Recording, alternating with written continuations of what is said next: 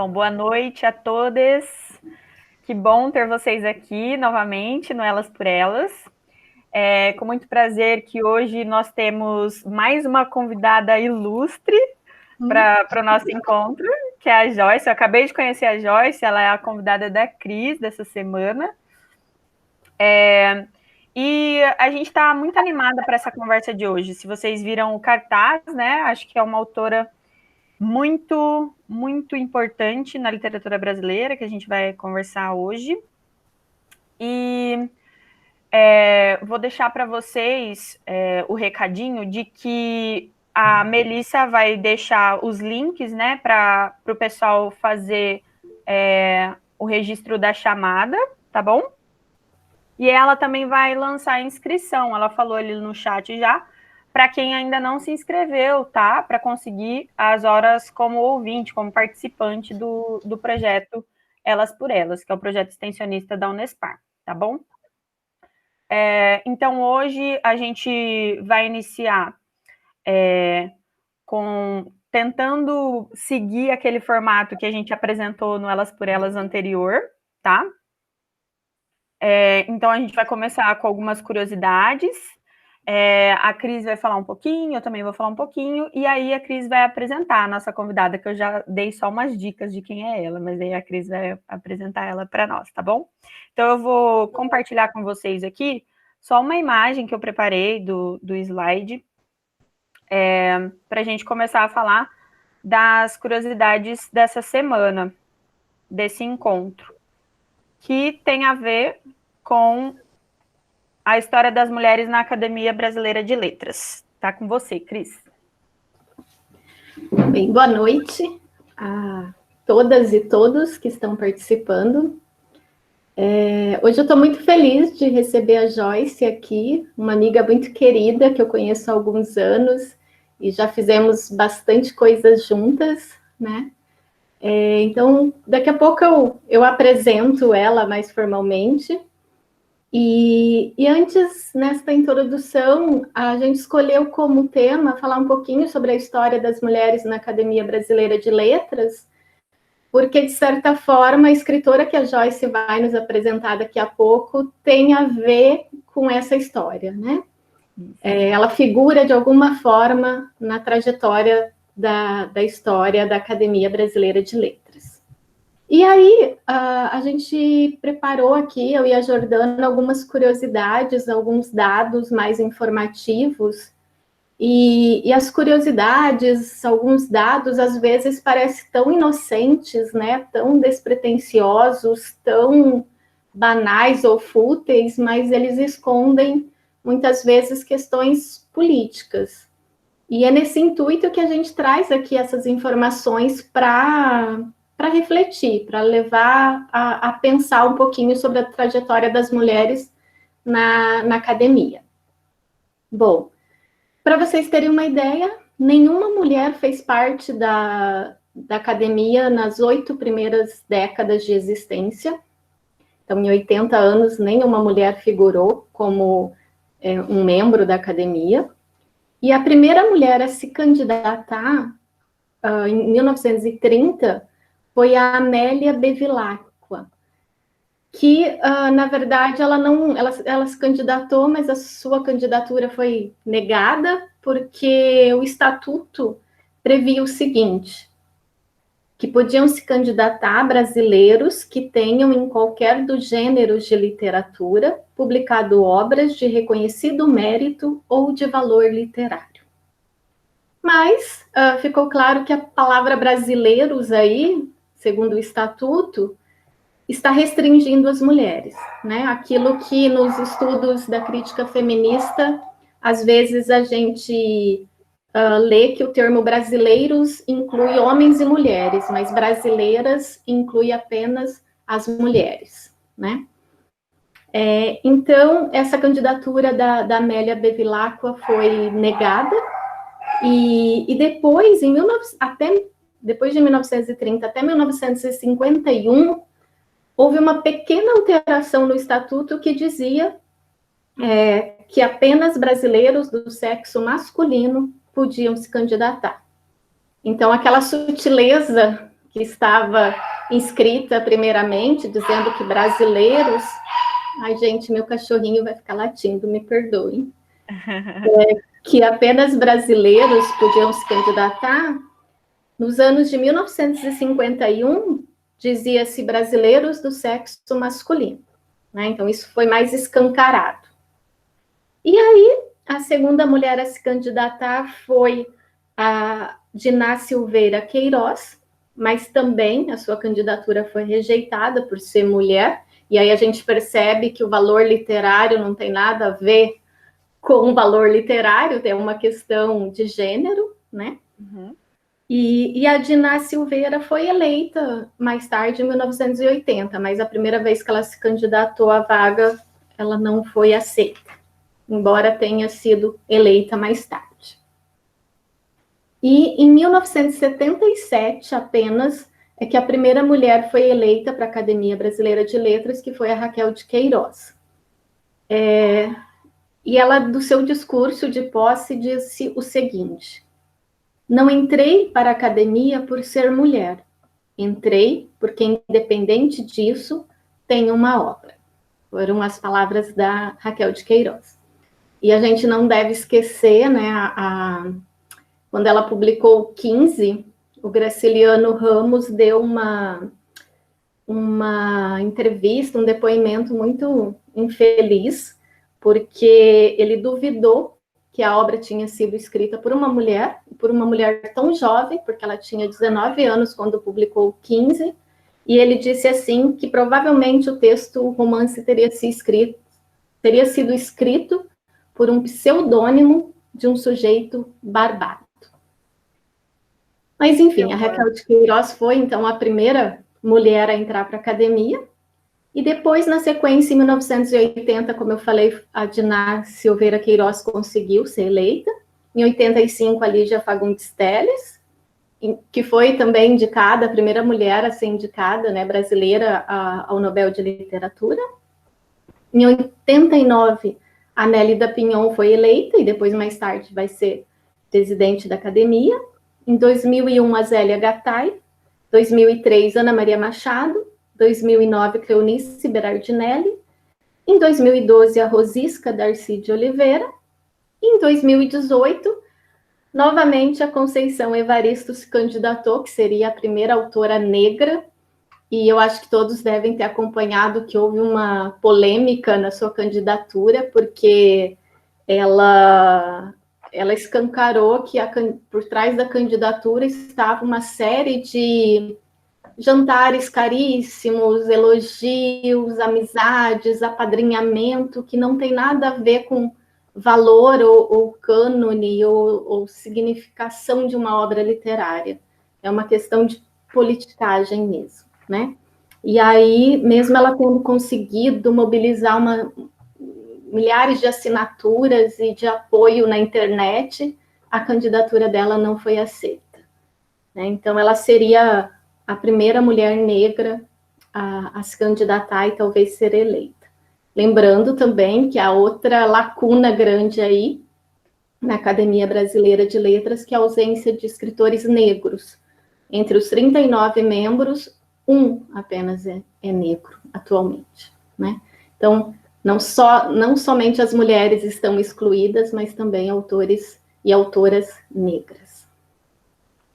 Bom, isso é para iniciar, então, o nosso encontro de hoje e algumas informações sobre essa história das mulheres na academia.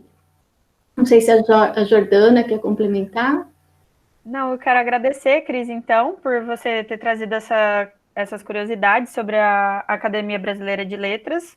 E hoje eu também descobri, era uma coisa que eu não sabia ainda, mas dando uma pesquisada e também conversando com a Cris, a Júlia Lopes de Almeida, ela ajudou a organizar a Academia Brasileira de Letras, pelo que diz a história, né? E ela foi recusada também por ser mulher. Quem acabou entrando no lugar dela foi o seu marido, né? Um poeta português, que é o Filinto de Almeida, isso, né? Acho que é o nome dele. Então, tem a ver também com essa autora que a Joyce vai apresentar para a gente. Então, só para relembrar um pouquinho, a razão de ser do nosso projeto, para quem está aqui pela primeira vez, esse projeto de extensão Elas por Elas é para dar mais visibilidade para autoras mulheres, que elas sempre estiveram aí produzindo literatura, mas por conta de uma hegemonia patriarcal e machista, foram silenciadas por muito tempo, né? Então, até hoje a gente ainda tem embate para ocupar esses espaços que pertencem também às mulheres. Então, não é um projeto somente para mulheres, ou seja, nós queremos muito que os homens também ocupem os espaços aqui no nosso projeto e que eles também se inclinem a ler mais mulheres, né? Porque a literatura produzida por mulheres, como a gente sempre repete aqui, é tão boa quanto e muitas vezes até melhor do que a produzida por homens. Então a gente precisa prestigiar as mulheres. E era só isso que eu queria relembrar. Então eu devolvo a palavra para a Cris para apresentar então essa lindeza que está aqui hoje, que é a Joyce. Eu vou apresentar bem informalmente, tá, amiga? Porque a Joyce é minha amiga de anos, nos conhecemos numa disciplina como alunas especiais, né, no doutorado aqui da Federal, e depois ela foi fazer o doutorado na UEM, e eu fiquei aqui na Federal, nossos caminhos se desencontraram um pouco, né, Joyce? Mas a gente chegou a ministrar alguns minicursos sobre representação feminina, inclusive em alguns eventos, e foi muito, muito legal, né, esse contato com você durante esses anos. A Joyce é professora do Instituto Federal do Paraná, doutora pela UEM, como eu falei, e a tese dela é uma coisa, assim, um espetáculo que eu super indico, porque é sobre as representações da professora no romance contemporâneo de autoria feminina. Ela está disponível no banco de teses da UEM, e tem esse tema super fascinante, super interessante, né? Inclusive, depois, no final, ela até pode dar um spoiler aí para a gente, né, Joyce? E, além disso, ela tem alguns grupos de estudo em que ela coordena e integra, que são todos relacionados a estudos de gênero, diversidade e inclusão, e sobre a educação e história das mulheres, né? Então, eu já agradeço, assim, de montão, Joyce, sua participação, estou muito feliz, e vou ficar ainda muito mais feliz de ouvir aqui você a nos brindar com seu conhecimento e com as suas reflexões sobre a Júlia Lopes de Almeida. Obrigada, Cris. Obrigada, Jordana. Eu que estou muito feliz e a gente está aí para isso, né? Para compartilhar o pouquinho que a gente vai acumulando nesses anos de pesquisa e aprender mais e entusiasmar mais, fazer com que as pessoas vejam todo o trabalho, né, que a gente se debruça além do ensino, que é para o que a gente estudou lá no curso de letras, e daqui a pouco eu até quero fazer um comentário sobre isso. Mas antes de, né, agradeço as meninas, mas antes de tudo eu quero agradecer, chamar vocês para agradecer comigo a todas as mulheres que vieram antes de nós, a todas as mulheres que lutaram, que morreram, que viveram antes de nós, para que estivéssemos aqui hoje, para todas as que escreveram e a gente nunca vai ter acesso, para os nomes que ficaram perdidos na história, para os nomes que a gente consegue recuperar, para os nomes desconhecidos ou pouco conhecidos, para os que a gente nunca vai ouvir falar. Elas estão, onde elas estejam, onde elas estiveram, para que elas recebam esse agradecimento que é meu, mas eu sei também que é de vocês, e por todas essas pessoas que cruzam os nossos caminhos com as quais a gente compartilha as pesquisas. A gente é só uma gotinha, né? Eu gosto daquele poema do João Cabral de Melo Neto, que um galo sozinho não tece amanhã, né? Por causa disso. A gente vai soltando as nossas vozes para fazer coro com outras vozes, e quanto mais, melhor para a gente fazer a diferença nesse mundo. Depois desse agradecimento, eu quero dizer que nós também temos que lembrar um acontecimento bastante triste da semana passada, porque nos toca, e porque também a matéria literária, a canceriana aqui não deixa pouco.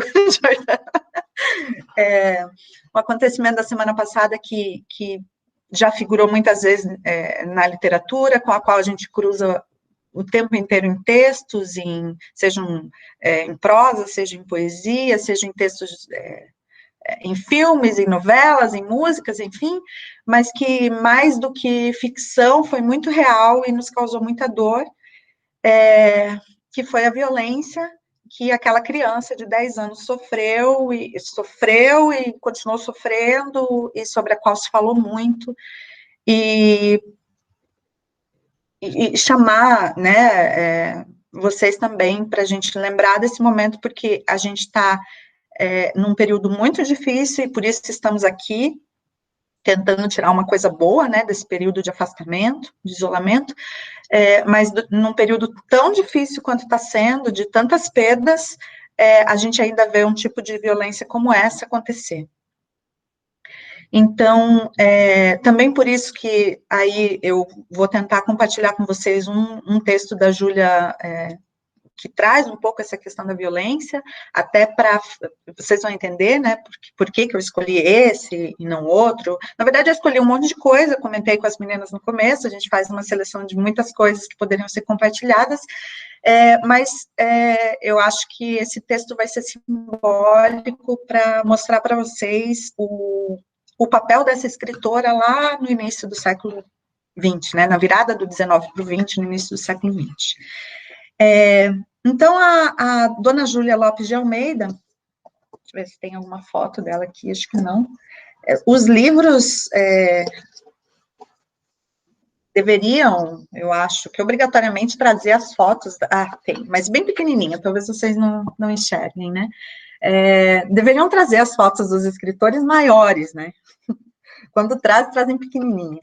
Mas a dona Júlia Lopes de Almeida nasceu no Brasil, em 1862, o nome dela era Júlia Valentina da Silveira Lopes, mas como, né, mandou a tradição durante muito tempo, ela, depois de casada, assumiu o sobrenome do marido, que a Jordana citou agora há pouco, o Filinto de Almeida. Então, a Júlia Valentina da Silveira Lopes perdeu o sobrenome da mãe, o segundo nome, sobrenome da mãe, linda. E passou a assumir o nome de Júlia Lopes de Almeida, pelo qual ela foi bastante conhecida durante toda a sua vida. Ela é filha de portugueses, tanto o pai e a mãe nasceram em Lisboa, mas eles vieram para cá logo que casaram, e por serem muito instruídos, mais a mãe até do que o pai, sabe-se pela biografia dela, que a mãe era musicista, professora, educadora, então eles vêm para o Brasil e acabam montando uma espécie de um internato para meninas, que é onde a família, inclusive, vai morar.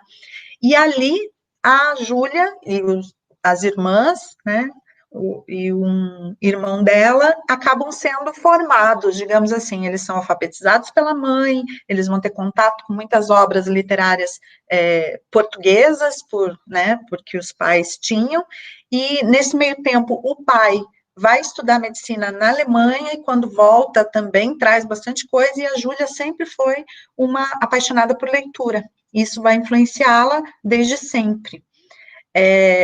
Ela vai ter, por exemplo, aula de piano, aula de língua inglesa, com preceptoras, né, mulheres que iam nas casas para ensinar, e com isso ela ia formando todo a sua intelectualidade, e já começou a escrever. Mas a descoberta da escrita dela só vai acontecer quando ela já tinha 19 anos. Quando uma irmã acaba falando que ela escreve uns versos, o pai acaba lendo, ele percebe a qualidade dos escritos da filha e a convida para escrever para um jornal.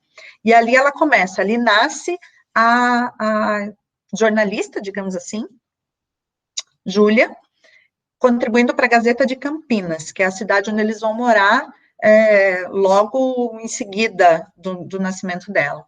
Ela, então, nasce no Rio de Janeiro, mas eles vão morar em Campinas e ela permanece lá com a família até o casamento, que vai ser somente em 1887, depois que ela conhece o Filinto de Almeida, 1 ano e meio, mais ou menos depois, ela acaba se casando, e aí eles começam a produzir juntos, eu já chego um pouquinho aí. Antes disso, esse primeiro texto dela é de 1881, então a gente viu que ela nasceu em 1862, ela começa a escrever em 1881 e ela não parou durante toda a vida, embora algumas pessoas, algumas pesquisadoras digam que no final da vida dela ela produz menos, ela nunca parou de escrever, tanto que depois de morta ainda teve lançamento póstumo. A questão que eu quero deixar para vocês já começarem a refletir sobre, bom, se ela escreveu de 81 até sua morte em 34, mas pouco se teve, pouco se falou, pouco se tratou da Júlia posteriormente a isso. Vamos pensar em materiais didáticos, em publicações, as nossas vidas escolares, educação, ensino médio, segundo grau, na minha época era segundo grau, né? O ensino médio, quantos de nós tivemos acesso a algum texto da Júlia, né? A gente leu os clássicos do século XIX, todo mundo tem trauma de José de Alencar, de Machado de Assis, quem mais? Gonçalves Dias, até, né, lembra lá do Minha Terra Tem Palmeiras, mas de uma mulher do século XIX, muito provavelmente ninguém vai se lembrar. Então, é um pouco nesse sentido também que eu acabo me debruçando sobre essa escritora e essa história ali do final do século XIX. E aí é o que eu falei que eu ia contextualizar. Quando a gente faz o curso de letras, normalmente a gente lê muita coisa, mas também está sujeita às escolhas dos nossos docentes, né? Então, eu cursei a letras de 2002 a 2006, na Federal do Paraná. Nesse período, durante todo esse período, esses 5 anos, eu nunca ouvi falar em crítica literária feminista. Primeiro aspecto. Segundo aspecto, se em algum momento acontecia de eu ter contato com alguma escritora, ou ela era clássica, aquelas que daí todos conhecemos, e é século XX, Raquel de Queiroz, Cecília Meirelles, Clarice Lispector, e aí algumas contemporâneas muito bem selecionadas, porque nem todas eram bem vistas, né, pela universidade, vamos colocar essa universidade entre aspas, porque nós também somos universidade, mas vamos pensar nessa universidade que podia escolher.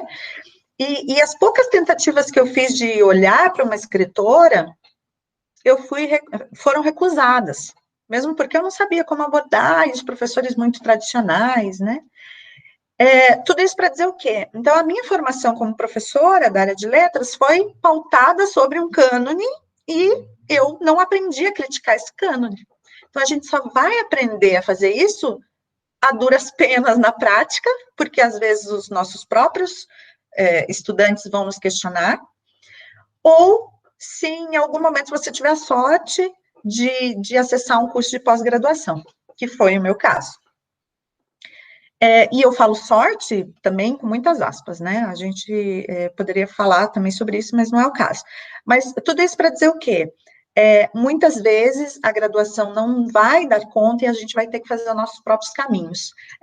A sorte, quem está na Unespar, é de ter algumas professoras bastante antenados com o contemporâneo, né, com coisas que estão acontecendo, especialmente em se tratando de crítica. Contato que eu tive, né, para continuar falando da minha experiência, basicamente lá na Estadual de Maringá, porque aqui em Curitiba a gente não tinha uma coisa muito consolidada, digamos assim. Então, quando eu comecei a dar aula, e você começa a se deparar com algumas questões, você começa a indagar e um nome acaba surgindo e você vasculha como pesquisadora e acaba encontrando coisas importantes. E uma dessas coisas importantes para mim, né, naquele momento, como pesquisadora, foi a Júlia e essa representação de uma determinada personagem que era, ou que sempre foi, um objeto muito caro para mim, tanto de estudo como de vida, que é a personagem professora. Então, esse se entender professora, esse ser professora da vida, a Joyce profissional, como isso se manifestava também na literatura. Eu conheci uma representação bastante famosa, que muitas de vocês talvez conheçam, que é a de Adolfo Caminha, a Normalista, que não é um texto dos mais fáceis, não é um texto muito lido na escola, mas era o que eu conhecia. E aí conheci a Raquel de Queiroz, o próprio 15 que a Cris já tocou, pelo qual eu era apaixonada. A Raquel foi a minha iniciação na literatura, foram Raquel de Queiroz de um lado e José de Alencar de outro, então eram antagônicas, assim, eu era apaixonada pela Lúcia, pela Lucila, mas eu era apaixonada também pela Conceição.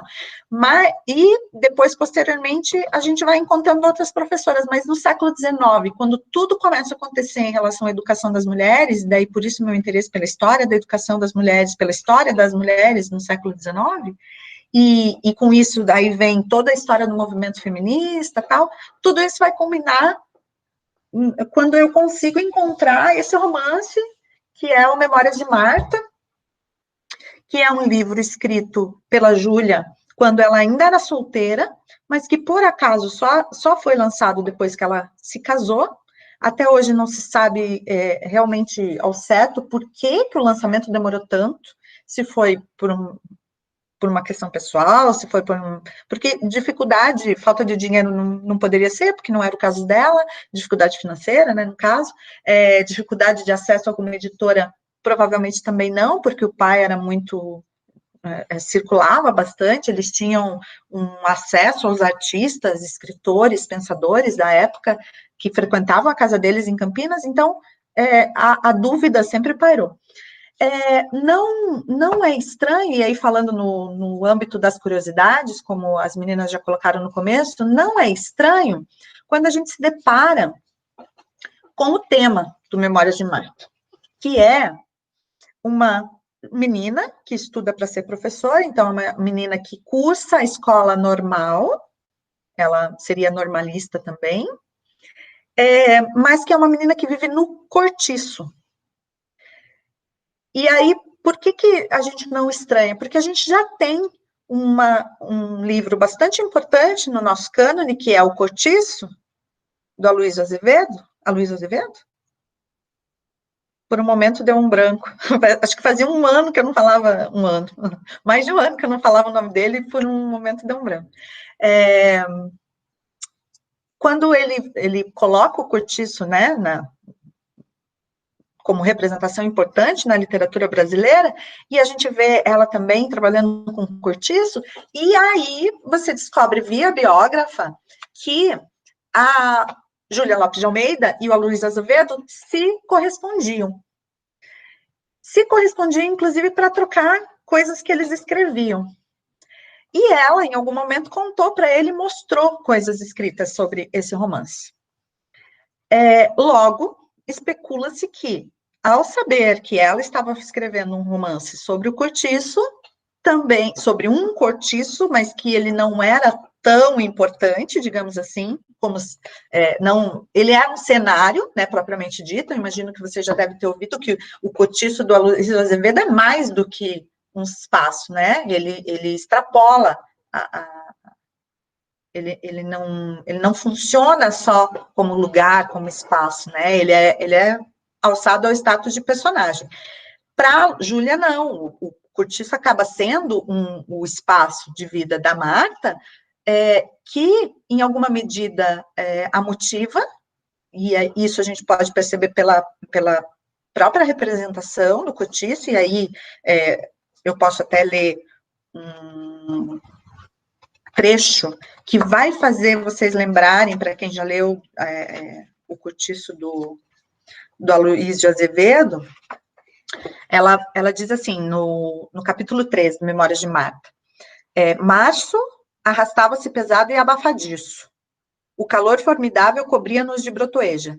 Tínhamos a pele como lixa e à noite mal dormíamos no quarto fechado e úmido, cheirando ao querosene da lâmpada. De dia, o mesmo desconforto. Junto às tinas das lavadeiras, a água empoçava-se por entre os pedregulhos do pátio e exalava uma morrinha doentia. Eram muitos os moradores, mas restringiam-se às nossas intimidades a família da Ilhoa e a poucos mais. Ilhoa era uma personagem, uma mulher bastante representativa, ela aparece em outros momentos. O retraimento de minha mãe não criava simpatias. Foi nesse março que adoeci gravemente com difteria. E aí ela fala que a doença se alastrava pelo cortiço e ela também foi acometida, e aí um médico que ia visitar, fazer caridade no cortiço, que tratava os pacientes. E aí ela já começa a falar da doença. Então, vejam, ela descreve o cortiço na medida que é necessário para contextualizar e dizer, falar do sofrimento dela com a mãe. Mas não tem o mesmo tom que o Aloysio Azevedo. Então, especula-se, voltando então a fechar o pensamento, que ela teria segurado um pouco essa publicação por causa do sucesso que o romance do colega teria feito. Não, em momento nenhum ela reivindicou isso, e talvez ela tenha até entendido como uma forma de lançar a luz a um aspecto importante da sociedade urbana daquele contexto histórico, mas para a gente parece uma situação típica de usurpação de tema, como vai acontecer com muitas mulheres ao longo da história da literatura, pelo menos ocidental, que se conhece. Isso vai dialogar um pouco com a própria situação dela na Academia Brasileira de Letras, que as meninas colocaram.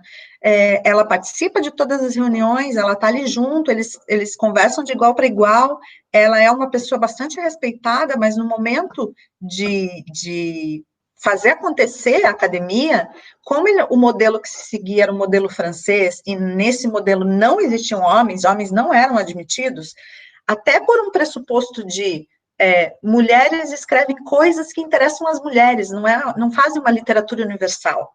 Mulher escreve coisas de mulheres, mulher escreve para mulheres, ponto. Então, não é necessário ou não é pertinente que elas participem de uma academia que se diz de literatura brasileira. E aí, naquele momento, se fala, inclusive, se usa a palavra homenagem. Para homenageá-la, então, daremos para o Filinto. Então, uma forma de homenagem, para que ela se sentisse incluída no processo. O próprio Filinto, em algum momento, vai dizer, tem fala dele, que aquele lugar, aquele espaço, aquela cadeira, que se eu não me engano é o número 3, deveria ter sido dela. Ele reconhece. Muitos críticos vão assumir depois que ele era um escritor medíocre. Ele tinha pouquíssima coisa escrita. Para vocês terem uma ideia, ele se torna, acho que, deputado estadual, uma coisa assim, com um novo regime de governo, quando eles voltam para o Brasil, porque eles passam uma temporada fora. O negócio dele era política, era acompanhar a mulher, escrever junto com ela, né, no sentido, ele era o parceiro, ela era mais importante, a voz dela que se queria ouvir, e isso a gente vê na trajetória dela. Ela publica com outras pessoas além do marido, publica com a irmã, publica com o próprio filho, mas é sempre ela que está no primeiro plano. Então, assim, a própria história dela vai justificar que ela teria sido a merecedora, mas naquele momento a crítica não enxergou desse jeito, e depois, com o posterior apagamento do nome dela da história da literatura brasileira, isso se confirma. Depois do Memórias de Marta, ela publicou um outro romance importante, que também eu também recomendo, até pelo aspecto interessante histórico que está por trás, que é o romance A Família Medeiros. Não dá para ver, né? Aqui. E é um romance que é considerado como um romance abolicionista nacional. Embora ele tenha sido publicado depois de 1888, libertação dos escravos, ele gerou muitos comentários, porque os abolicionistas acabaram percebendo o valor que tinha ali, como ela já tinha conseguido levantar vários aspectos, e isso chegaria às leitoras e os leitores, sobretudo, não abolicionistas, pelo nome que ela começou a cunhar, né, nas letras nacionais. Então, é um livro que foi bastante reconhecido na época também. Essas edições, tanto uma como uma outra, elas são da antiga editora Mulheres, que é uma coisa que também é uma curiosidade, mas também é uma coisa que eu falo com bastante pesar. A Editora das Mulheres foi uma instituição, digamos assim, criada em Santa Catarina pela professora Zaide, eu nunca sei falar o sobrenome dela. Lu Pinassi Musardi. A professora idealizou, e junto com outras professoras da Federal de Santa Catarina, elas conseguiram fazer acontecer a Editora das Mulheres, e no trabalho de resgate de muitas obras, a Júlia foi uma bastante privilegiada, porque ela teve várias editadas pela Editora das Mulheres. Infelizmente, a editora deixou de existir quando a professora Zaide faleceu, e aí acabaram-se essas maravilhosidades, que são as edições que a editora conseguia resgatar para a gente. Mas eu encontrei 2 acervos que tem bastante coisa importante da Júlia, que é o do Senado Federal e a biblioteca, deixa eu achar aqui o nome que eu anotei, Biblioteca Brasiliana Gita e José Mindlin, da USP. Então, a gente tem muitas obras da Júlia disponibilizadas, tenho a impressão que praticamente todas, até coisas menos lidas, menos discutidas pela crítica, estão lá, umas coisas bem interessantes. Falei demais já? Querem fazer algum comentário?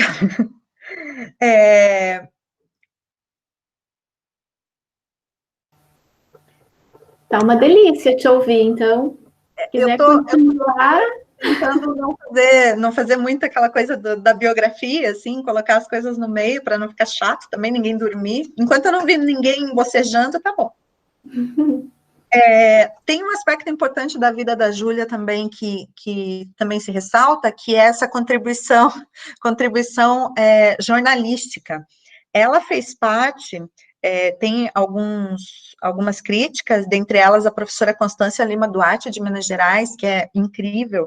Ela tem um trabalho que ela vai fazer uma periodização dos feminismos de acordo com a literatura, com a divisão literária. Então, é diferente do que a gente costuma estudar em relação aos feminismos, no aspecto das ondas, primeira até tal data, e segunda já pula direto para pós-década de 50, 60.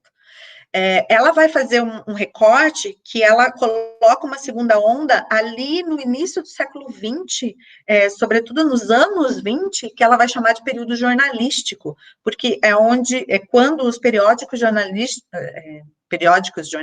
não sei se não é um pleonasmo, mas muito se dedica a periódicos escritos por mulheres e voltados a questões, a temáticas referentes a mulheres. E isso incluía falar, sim, de economia doméstica, mas também falar sobre o direito à educação, o direito ao voto. Então, muito do que se tem de registro é dessa época, e a Júlia colaborou com a Mensageira durante os 3 anos de existência do periódico A Mensageira.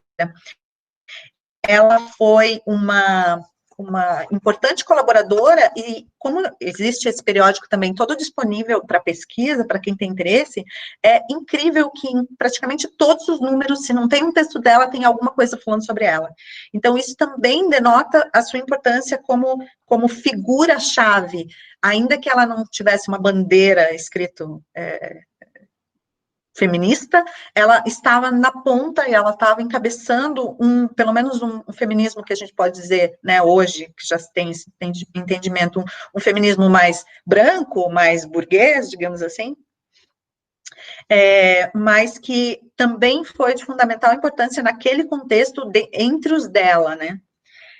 Porque essa é uma crítica também que ela vai sofrer. Depois eu vou falar um pouco sobre essas críticas que ela sofre.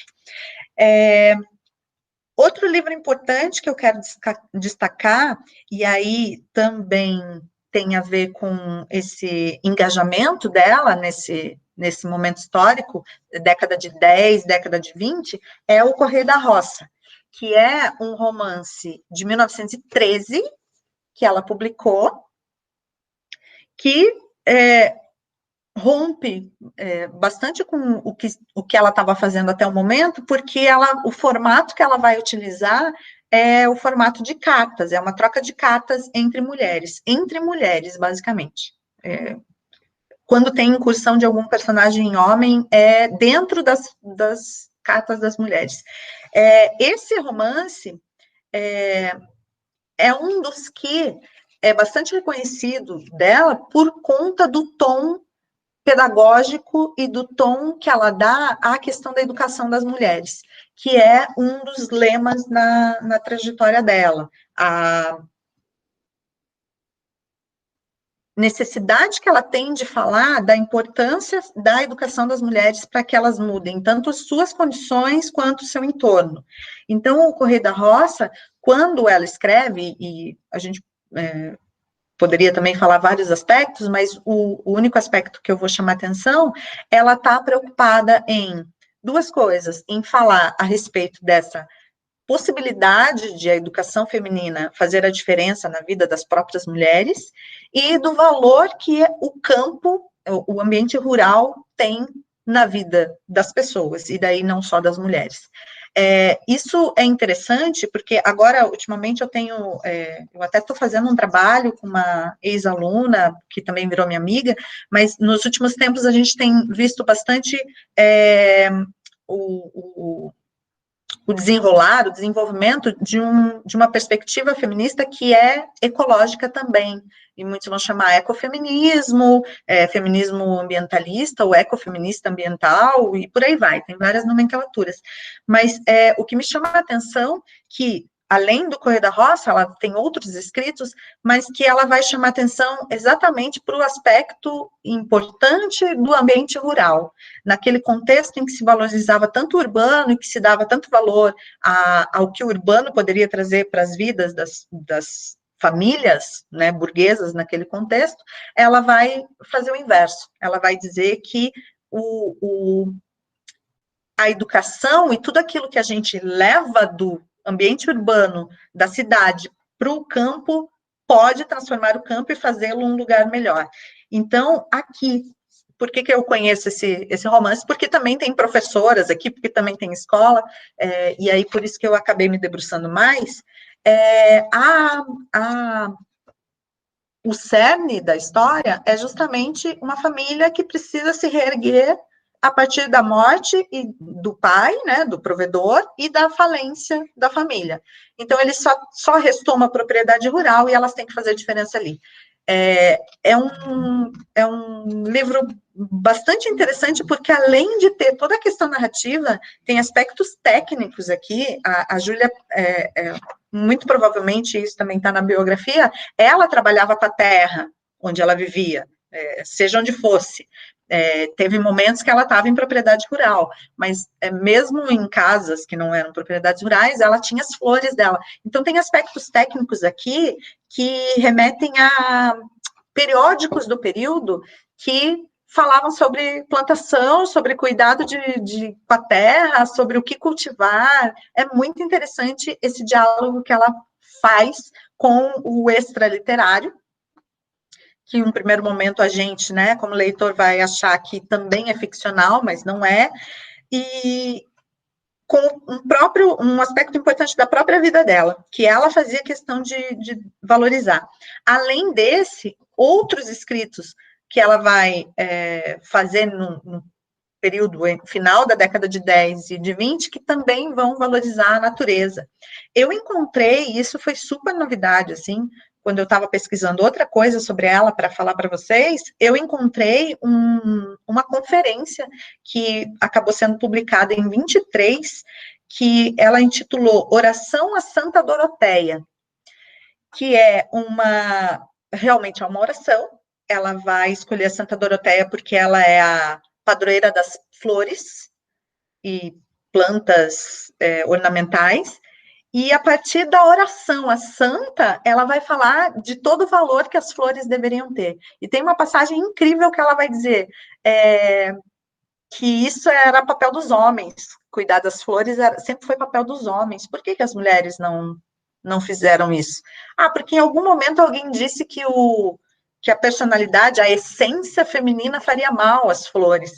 Mas eu discordo, e aí ela vai argumentar em favor de o que as mulheres trazem de contribuições para que as flores... Então, é um texto incrível, eu não consegui lê-lo com tanta atenção, mas recomendo, está disponível, Oração a Santa Doroteia, de 1923. Além de tudo, e aí mais um parênteses, quando a gente está lendo essas edições disponíveis na internet, por ser já domínio público, a gente se depara com uma língua portuguesa de início de século que é incrível. Então, mais material para as nossas aulas, mais reflexão linguística, gramatical, enfim, bastante coisa legal. Agora, acho que eu vou parar um pouco de falar antes de pular, eu quero dizer, então, que ela foi consagrada publicamente dentro e fora do país ainda em vida. Ela é uma das poucas escritoras do seu tempo que teve o reconhecimento em vida, segundo os registros. Além das cidades por onde ela passou, onde ela viveu, que quando ela chegava, como ela saiu de Campinas, quando ela voltava para Campinas, virava um evento, a cidade parava para vê-la. E aí tinham reuniões e convites e tudo. Embora ela e o marido não fossem de muitas festas, eles fossem mais reclusos, estivessem sempre dedicados à leitura, à reflexão, à vida em família, eles acabavam acedendo a esses convites para poder, para ela, né, divulgar ainda mais seu trabalho.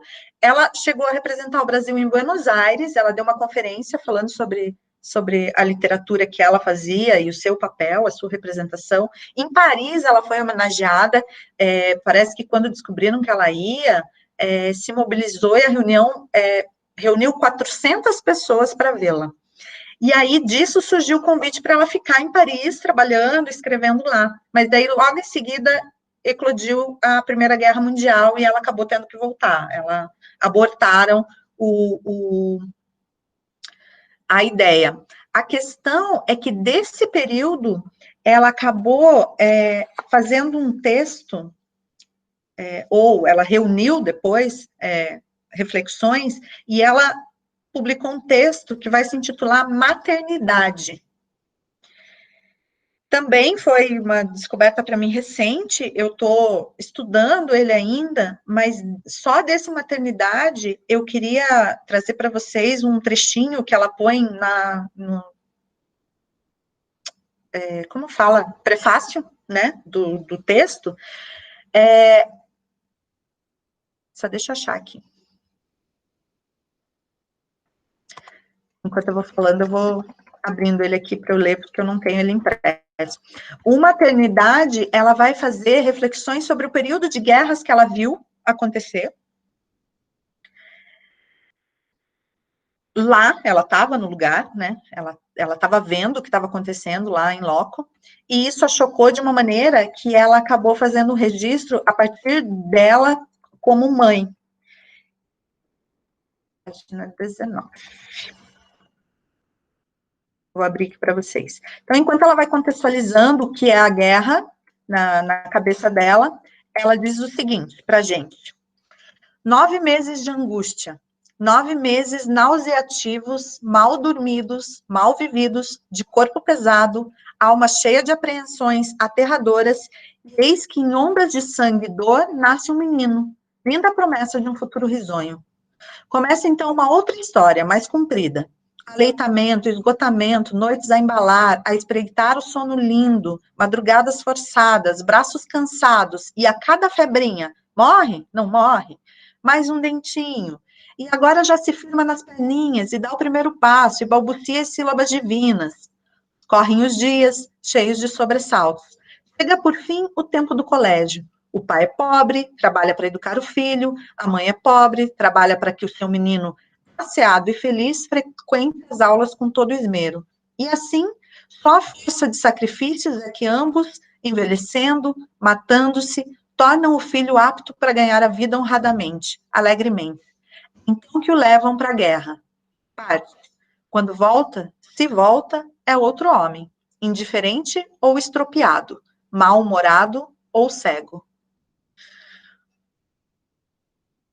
Em 1925, ela publica, então, um texto intitulado Maternidade, em que ela traz, do seu ponto de vista, de uma mãe que poderia estar enviando um filho para a guerra, de uma maneira nada romantizada. Em tempos de tentativas de desconstrução de maternidades romanceadas e cheias de flores e cor-de-rosas e azuis, se for menino, a gente se depara com um texto que ontem, inclusive, foi 24 de agosto de 1925, fez 95 anos de sua publicação, a Júlia já tinha essa voz, essa percepção sobre a maternidade frente à guerra. Esse livro também chama atenção que ela dedica às mulheres argentinas, e isso acaba demonstrando que ela manteve contato com as mulheres da Argentina após a sua passagem por lá, e ela coloca como sua humilde contribuição em prol da paz permanente no continente sul-americano. Eu estou chamando atenção para isso porque uma das críticas que se faz a ela, e uma pessoa pública sempre vai sofrer críticas, e não quer dizer que é verdade ou não, mas uma das críticas que se faz a ela é pelo seu lugar de mulher branca burguesa. Sim, era o lugar que ela ocupava, ela nunca negou isso. Isso se aliou a uma outra crítica, que ela funcionou, que ela se colocava como uma mantenedora de valores tradicionais, então, que em seus escritos, muitas vezes, ela tinha subversões, mas ela estava sempre se voltando a questões que mantivessem o status quo daquela família burguesa, com as filhas e os filhos criados, as filhas bem casadas, os filhos bem arranjados, mas, de qualquer forma, e aí eu remeto a uma pesquisadora que trabalhou com a obra dela também, a Leonora de Luca, que ela vai dizer que a Júlia fez o feminismo possível para ela naquele contexto. E isso dentro dos limites dela, de mulher branca burguesa. Mas isso não a impediu de olhar para outras questões. Na biografia dela, a gente também descobre que ela só consegue, por exemplo, fazer um cortiço como espaço de um romance dela, porque ela morava com uma parede que separava a casa dela de um cortiço. E como a irmã dela, mais velha, circulava por ali, lhe contava coisas, ela foi acumulando informações e isso aparece no seu romance. Então, de algum modo, ela consegue escutar coisas e colocar nas páginas dos seus escritos. Não como forma de julgar, mas de trazer à luz mesmo. Ela queria mostrar, ela queria fazer com que as pessoas conhecessem outras realidades. Outra crítica que ela recebe é que em muitos dos seus escritos, ela está apontando para um modelo de mulher, para um modelo feminino como se fechado numa caixinha, pautado numa ideia bastante patriarcal de mulher para casar e ter filhos e ser feliz para sempre, mas a forma como ela desenhava essas personagens, sempre com voz, muitas delas são narradoras, muitas delas estão em situação de tomar a rédea de sua própria vida, faz com que ela se destaque, porque, diferente, por exemplo, de um José de Alencar, que representa uma mulher que recebe uma herança e aí consegue comprar um marido, digamos assim, e a gente está achando essa personagem super revolucionária, uou, que legal, ela compra o marido e agora faz dele o que bem quiser, mas nas últimas páginas, o narrador, o autor, narrador, seja lá, né, como a gente vai encarar isso, né, faz com que essa personagem se ajoelhe, peça perdão pro cara por tê-lo comprado, por ter ridicularizado ele, eu estou me remetendo ao Romance Senhora, quebra totalmente com os padrões quando a Júlia escreve ou cria uma personagem que não precisa desse homem, ela se vira sozinha, mesmo depois de uma falência, do suicídio do marido, de perder tudo e ter filhas para criar, porque ela tem instrução e ela consegue se desvencilhar de tudo aquilo que a cultura diz que ela não poderia fazer, que é o que acontece, por exemplo, no Correio da Roça. As mulheres estão lá chorando porque acham que não vão conseguir viver mais, porque não tem mais o luxo dos bailes do Rio de Janeiro. E aí, numa das cartas, uma amiga vai dizer, não, vocês têm aí... só não usa essas palavras, mas a faca e o queijo na mão, vocês têm terras, vocês têm o conhecimento, façam esse conhecimento virar alguma coisa produtiva. E é isso, a última coisa para hoje, né, que eu tinha escolhido daí para compartilhar com vocês, dos textos da Júlia, é de um livro que eu não citei ainda, que é o Ânsia Eterna, eu não tenho esse impresso, só tenho PDF, que é uma coletânea de contos de 1903. Inclusive tem uma artista, uma quadrinista, que fez uma edição em quadrinhos, eu só não lembro o nome dela agora, mas eu posso recuperar depois e passar para vocês, que os quadrinhos ficaram incríveis. E aí o Ânsia Eterna, se eu não me engano, tá na lista do Unicamp também, então tá bombando, eu recomendo. E daí, desse livro, eu escolhi para compartilhar com vocês um conto que, inclusive, foi premiado na época, pelo nível que ela alcança de realismo e de crueza, no sentido de escola literária mesmo, chama muita atenção em comparação com os outros escritos dela. Então, eu li alguma coisa aqui para vocês, e aí eu quero que vocês percebam sutilmente a diferença de um texto, né, desses textos para o que eu vou ler agora, que eu estou tentando encontrar, mas não apareceu ainda. Página...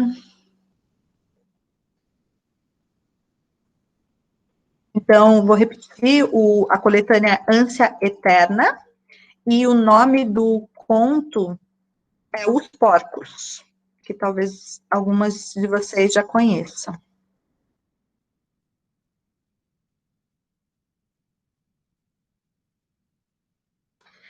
Os Porcos, ela dedicou a Arthur Azevedo, por sinal.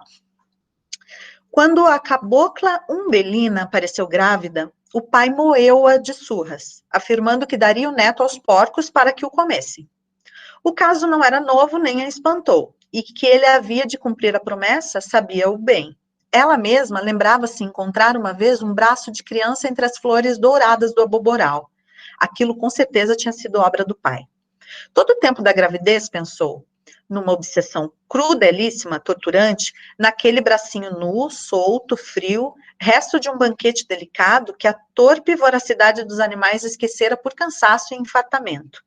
Umbelina sentava-se horas inteiras na soleira da porta, alisando com um pente vermelho de celuloide o cabelo negro e corredio. Seguia assim, preguiçosamente, com um olhar agudo e vagaroso, as linhas do horizonte, fugindo de fixar os porcos, aqueles porcos malditos que lhe rodeavam a casa desde manhã até a noite. Via-os sempre ali, arrastando no barro os corpos imundos de pelo ralo e banhas descaídas, com o olhar guloso, luzindo sob a pálpebra mole e o ouvido encoberto pela orelha chata, no egoísmo brutal de concentrar em si toda a atenção. Os leitões vinham, por vezes, barulhentos e às cambalhotas, envolverem-se na sua saia e ela sacudia-os de nojo, batendo-lhes com os pés, dando-lhes com força. Os porcos não a temiam, andavam perto, fazendo desaparecer tudo diante da sofreguidão dos seus focinhos, rombudos e móveis, que iam e vinham grunhindo, babosos, hediondos, sujos da lama em que se deleitavam, ou alourados pelo pó do milho, que estava para ali aos montes, flavecendo ao sol. Ah, os porcos eram um bom sumidouro para os vícios do caboclo. Umbelina execrava-os e ia pensando no modo de acabar com o filho de uma maneira menos degradante e menos cruel. Guardar a criança? Mas como? O seu olhar interrogava em vão o horizonte afrouxelado de nuvens. O amante, filho do patrão, tinha-a posto de lado. Diziam até que ia casar com outra. Entretanto, achavam-no todos bonita no seu tipo de índia, principalmente aos domingos, quando se enfeitava com as maravilhas vermelhas que lhe davam colorido à pele bronzeada e a vestiam toda com um cheiro doce e modesto. Eram 2 da madrugada, quando a Umbelina entreabriu um dia a porta da casa paterna e se esgueirou para o terreiro. Fazia luar. Todas as coisas tinham um brilho suavíssimo. A água do monjolo caía em gorgolões soluçados, flanqueando o rancho de sapé, e correndo depois em fio luminoso e trêmulo pela planície afora. Flores de gabiroba e de esponjeira brava punham lençóis de neve na extensa margem do córrego. Todas as ervas do mato cheiravam bem. Um galo cantava perto, outro respondia mais longe, e ainda outro e outro, até que as vozes dos últimos se confundiam na distância com os mais leves rumores noturnos. Umbelina afastou com mão febril o chale que a envolvia e, descobrindo a cabeça, investigou com um olhar sinistro o céu profundo. Onde se esconderia o grande Deus, divinamente misericordioso, de quem o padre falava na missa do arraial em termos que ela não atingia, mas que a faziam estremecer? Ninguém pode fugir ao seu destino, diziam todos.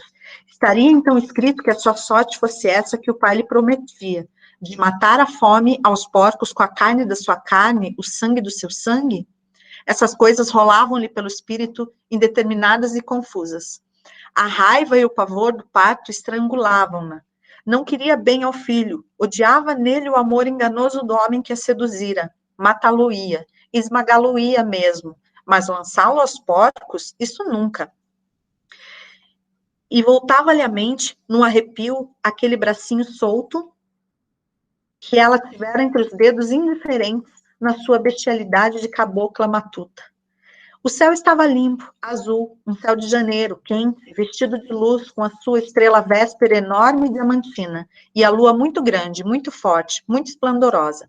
A cabocla espreitou com o olho vivo para os lados da roça de milho, onde ao seu ouvido agudíssimo parecera sentir uma bulha cautelosa de pés humanos.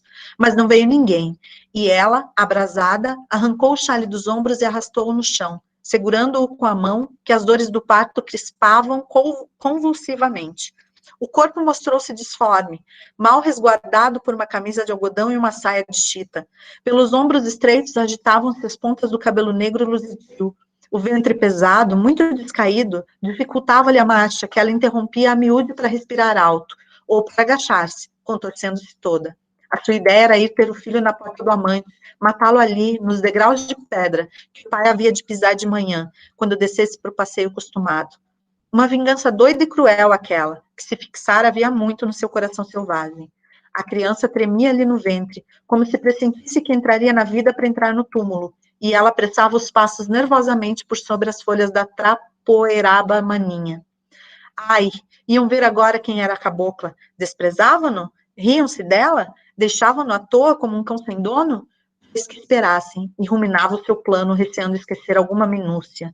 Deixaria a criança viver alguns minutos, fazê-lo-ia mesmo chorar, para que o pai lá dentro, entre o conforto do seu colchão de paina, que ela desfiará cuidadosamente, lhe ouvisse os vagidos débeis e os guardasse sempre na memória como um remorso. Ela estava perdida, em casa não a queriam, a mãe renegava, o pai batia-lhe, o amante fechava-lhe as portas, e Umbelina praguejava alto, ameaçando de fazer cair sobre toda a gente a cólera divina.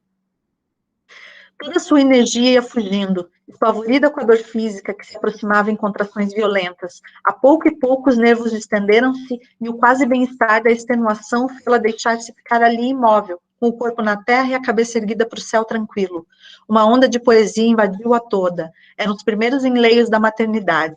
A pureza inolvidável da noite, a transparência lúcida dos astros, os sons quase imperceptíveis e misteriosos que lhe pareciam vir de longe, de muito alto, como um eco fugitivo da música dos anjos que diziam haver no céu sob o manto azul e flutuante da Virgem Mãe de Deus. Umbelina sentiu uma grande ternura tomar-lhe o coração, subir-lhe aos olhos. Não a sabia compreender e deixava-se ir naquela vaga sublimemente piedosa e triste. Súbito, sacudia uma dor violenta que a tomou de assalto, obrigando-a a cravar as unhas no chão. Aquela brutalidade fê-la praguejar e erguer-se depois, raivosa e decidida. Tinha de atravessar todo o comprido pasto, a margem do lago e a orla do pomar, antes de cair na porta do amante.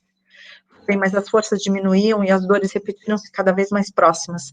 Lá embaixo aparecia já a chapa branca, batida do luar das paredes da casa. A roceira ia com os olhos fitos nessa luz, apressando os passos cansados. No meio do pasto, uma figueira enorme estendia os braços sombrios, pondo uma mancha negra em toda aquela extensão de luz. A cabocla quis esconder-se ali, cansada da claridade, com medo de si mesma, dos pensamentos pecaminosos que tumultuavam no seu espírito e que a lua santa e branca parecia penetrar e esclarecer. Ela alcançou a sombra com passadas vacilantes, mas os pés inchados e dormentes já não sentiam o terreno e tropeçavam nas raízes de árvores muito estendidas e salientes no chão. A cabocla caiu de joelhos, amparando-se para frente nas mãos espalmadas. O choque foi rápido e as últimas dores do parto vieram a talhar. Quis reagir ainda e levantar-se, mas já não pôde, e furiosa, descerrou os dentes, soltando os últimos e agudíssimos gritos da expulsão. 1 minuto depois, a criança chorava sufocadamente. A cabocla, então, arrancou com os dentes o cordão da saia e, soerguendo o corpo, atou com firmeza o umbigo do filho, enrolou-o no chale, sem olhar quase para ele, com medo de o amar. Com medo de o amar. No seu coração de selvagem desabrochava timidamente a flor da maternidade. Levantou-se a custo com o filho nos braços, o corpo esmagado de dores que lhe parecia esgarçarem-lhe as carnes. Não obedecia à sua vontade. Julgava agora que se batesse aquelas janelas e chamasse o amante, ele viria comovido e trêmulo beijar o seu primeiro filho. Descobriu então a meio corpo do filho. Achou-o branco, achou-o bonito. No impulso de amor, beijou-o na boca. A criança moveu logo os lábios na sucção dos recém-nascidos e ela deu-lhe o peito. O pequenino puxava inutilmente, a cabocla não tinha alento. A cabeça pendia-lhe numa vertigem suave. Veio-lhe depois outra dor, os braços abriram-se e ela caiu de costas.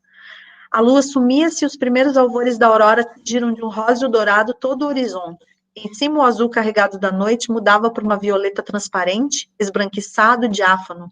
Foi no meio daquela doce transformação da luz que ela mal distinguiu um vulto negro que se aproximava lentamente, arrastando no chão as mamas pelancudas, com o rabo fino, arqueado sobre as ancas enormes, o pelo hirto e rompendo o raro da pele escura e rugosa e o olhar guloso, estupidamente fixo. Era uma porca. Umbelina sentiu-a grunhir, viu confusamente os movimentos repetidos do seu focinho trombudo, gelatinoso, que se arregaçava, mostrando a dentuça amarelada e forte. Um sopro frio correu por todo o corpo da cabocla e ela estremeceu ouvindo um gemido doloroso, doloridíssimo, que se cravou no seu coração aflito. Era do filho. Quis erguer-se, apanhá-lo nos braços, defendê-lo, salvá-lo, mas continuava a esvair-se. Os olhos mal se abriam. Os membros laços não tinham vigor, e o espírito mesmo perdia a noção de tudo. Entretanto, antes de morrer, ainda viu vaga, indistintamente, o vulto negro e roliço da porca que se afastava com um montão de carne pendurado nos dentes, destacando-se isolada e medonha naquela imensa vastidão cor-de-rosa.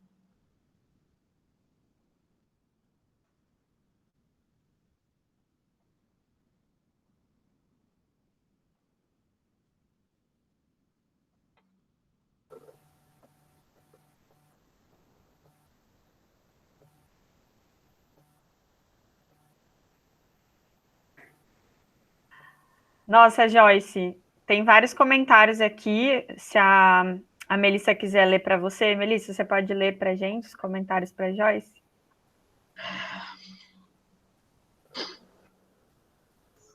Desculpa, eu tô me recuperando, gente. Que texto. Nossa, é um ponto que deixa sem palavras, né? Até sem fôlego, sem respiração, porque... Meu Deus. O silêncio que fez depois da leitura, né? Eu acho que já diz tudo, né?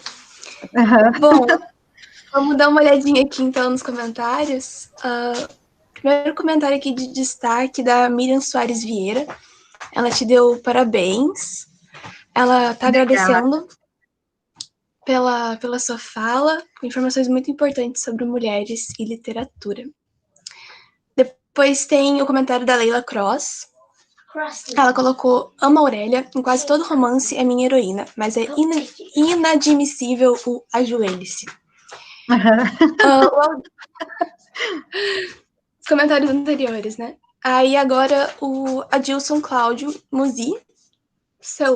Pera, mesmo sobrenome? É.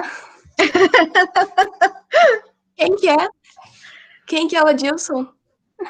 Bom, ele é meu ex-marido, mas ele também é o padrinho do meu filho, é o meu amigo, a gente pesquisa junto. Veio te prestigiar. Tá dando parabéns pra você, falando que é sempre uma alegria te ouvir. Temos um meu caneco aqui muito bem colocado, do Jean Renato. A Ariane Queiroz falando que está sem palavras. Jean Renato também falando que está sem palavras. Quem mais? A Maria de Fátima também tá te dando parabéns. Adorou a palestra, que foi de grande contribuição. Nossa, o pessoal agora tá se animando, tá mandando os comentários. Luísa Borba, que sensibilidade presente no seu trabalho e visão sobre literatura. Um coraçãozinho. Michele Conceição, falando que foi incrível, te dando parabéns. Bárbara Antunes da Silva, parabéns. E várias pessoas aqui ainda mandando comentários, te dando parabéns e agradecendo sua fala. Eu vou pegar aqui na deixa também, falar que sua fala foi incrível. Muito obrigada. Capaz. Até me emocionada. A Joyce é sempre encantadora, gente. Ela é uma pesquisadora incrível, com uma sensibilidade, uma reflexão enormes. E eu também adorei sua fala, Joyce. Aprendi muito, porque eu conhecia bem pouco da Júlia Lopes de Almeida. Eu fui apresentada a ela por sua orientadora do doutorado, a Lúcia Osana Zolim, que é professora da UEM. E nós lemos, na ocasião, se eu não me engano, A Intrusa, que é um romance até bastante pesquisado, né, sobre... não sei se é o mais pesquisado, mas tem bastante pesquisa sobre ele. Eu ouvi recentemente que a Globo estava estudando adaptar para televisão, inclusive de tão, né, e seria interessante por um aspecto, né, mas eu acredito que é um dos mais mesmo. Você tem razão. E eu, assim, eu aprendi muito, porque toda vez que eu li alguma coisa sobre a Júlia Lopes de Almeida, hoje, inclusive, eu fui ler alguma coisa, enfim, para interagir e aprender mais também sobre ela, ela sempre é colocada com feminismo entre aspas, né? Fala-se do movimento dela, do engajamento dela para a emancipação feminina, tudo muito entre parênteses, entre aspas, né? E eu li esse texto que desculpa, o nome da pesquisadora me fugiu agora, que ela fala do feminismo possível, que você citou, que foi um termo que eu adorei, né? Porque realmente é isso, ela é muito criticada, mas ela fez um feminismo possível no momento, né? E ela, de uma certa forma, foi contra um discurso patriarcal do momento, ela foi contra aquilo que era pregado como valor feminino na época, né? Se ela ainda ficou muito presa aos valores da maternidade, não nesse texto, e aí vem o contraponto, né? Mas ela falava muito da questão da mãe, da esposa, e você até falou, né, dessa questão da importância da mulher se educar, ter uma instrução, não só para ter uma independência financeira, uma profissão, né, mas também para educar os filhos. Então, todo esse discurso dela, às vezes, foi mal interpretado, porque parecia que ela estava sustentando todo aquele valor patriarcal, né, do momento. Mas realmente foi o feminismo possível daquela época, né? E que eu achei extraordinário esse termo.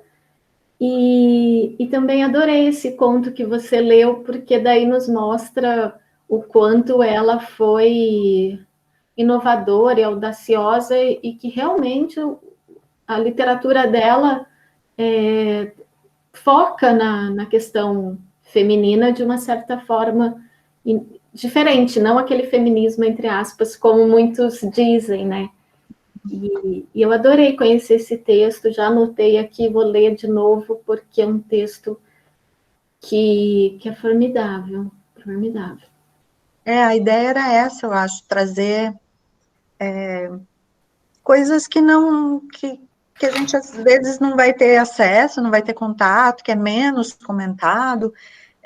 Nesse livro de contos, tem outros que enfocam a violência contra a mulher também. E o doido é a gente até considerar por que romances como A Intrusa, por exemplo, A Família Medeiros, Correio da Roça fizeram tanto sucesso, e contos... Os Porcos, especificamente, foi premiado, ganhou um prêmio, não lembro qual, mas então ele foi lido, né? Mas os demais, e a forma como ela coloca a violência, nunca, né? Eu gosto de ouvir as pessoas falarem sobre as impressões, porque eu tenho uma sensação assim de uau, eu não tinha visto isso, que é o que me enche, né? Mas assim, eu não consigo ver julgamento dessa narradora. Nem nesse conto, nem em outros contos em que ela coloca a violência contra a mulher, ela não está se posicionando ali como uma voz da verdade, né? Ela está se fazendo uma narradora, uma tentativa, né, de ser imparcial, né, e que não tem a ver com esses outros textos. Então é surpreendente como ela consegue sair de um lugar para o outro. E ao mesmo tempo, eu não citei, mas ela tem um livro que também é o que muita gente vai criticar, que é o livro das Damas e Donzelas, se eu não me engano, que é muito fácil de encontrar na bibliografia dela. Esse livro, ela vai ensinar como ser uma boa dama, uma boa donzela e cuidar da casa e tal, e não é o único, tem outros. Então, assim, ela vai de um lugar para o outro com uma facilidade que é admirável. Eu achei isso também extraordinário, porque eu até fiquei pensando, né, que o gênero romance, na época, talvez é um gênero mais aclamado também pela crítica, pelos leitores, e o conto não tinha tanto, me parece, tanto valor literário no começo do século XX, ele foi ganhando e conquistando espaço literário, mas depois, né, então, hoje mesmo, o conto tem uma importância na literatura maior do que tinha no século XX, no início.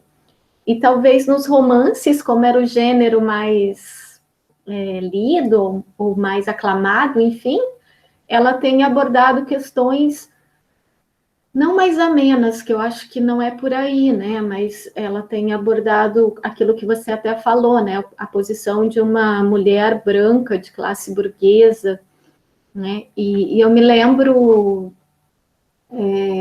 da família Medeiros, que eu não cheguei a ler, mas a Lúcia falava bastante desse livro, e aquela situação, né? A mulher ela só consegue uma emancipação financeira ou mesmo subjetiva, individual, a partir da morte do marido.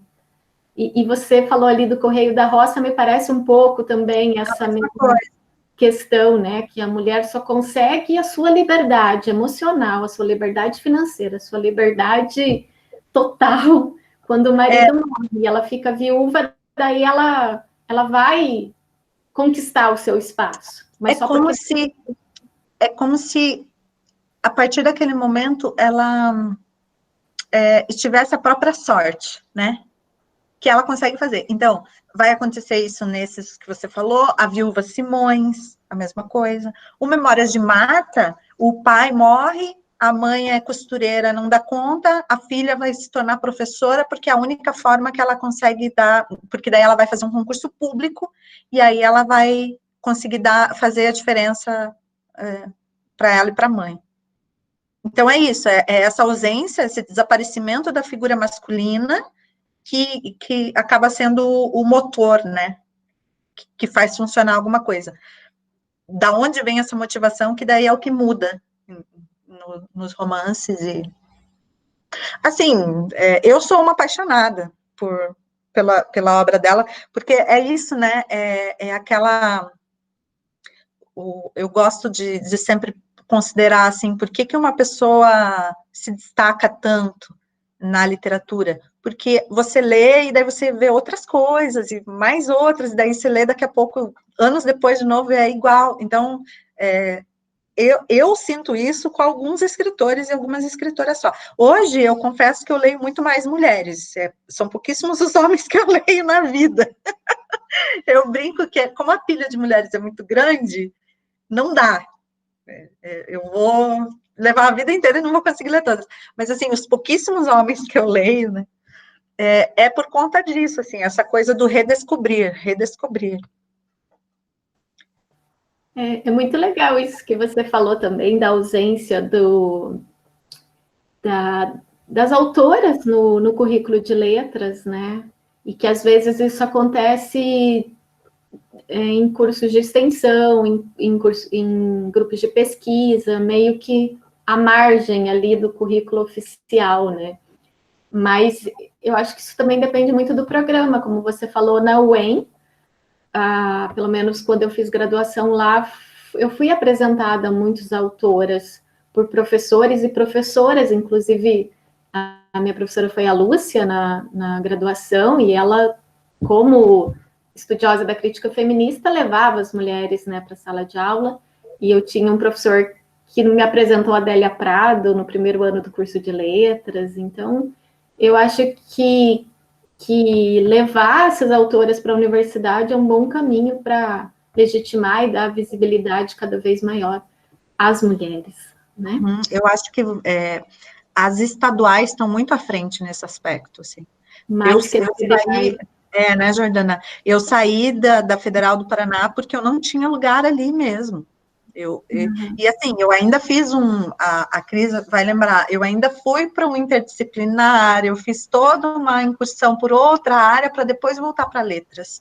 Então, assim, até muitas vezes eu sou criticada por eu não me deter tanto em teoria literária, em tantos aspectos literários, e dar tanto valor para a história, para o social, para o extra-literário, mas foi o caminho que eu fiz, e a gente que está em sala de aula sabe a importância disso. Não adianta se fechar na literatura e, a arte pela arte, contemplá-la, e vamos nos curvar. Não existe mais isso, né? Só que, infelizmente, essa federal que eu conheço mais de perto, fez isso durante muito tempo. É uma nova geração de gente que entrou ali, anos 2010 para cá, que está fazendo a diferença.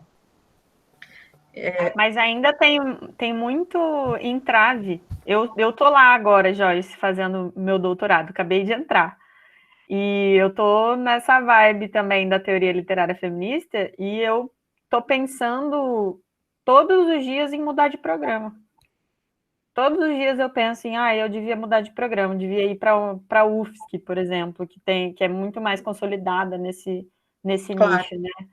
Claro. Mas, ao mesmo tempo, quando eu converso com os colegas, assim, falam, não, Jordana, você tem que ser resistência. Somos nós, mulheres, que vamos mudar isso dentro da universidade. Se não tiver gente para levar na cabeça e enfrentar essa galera aí que ainda está resistente a isso, não vai mudar e tal, né?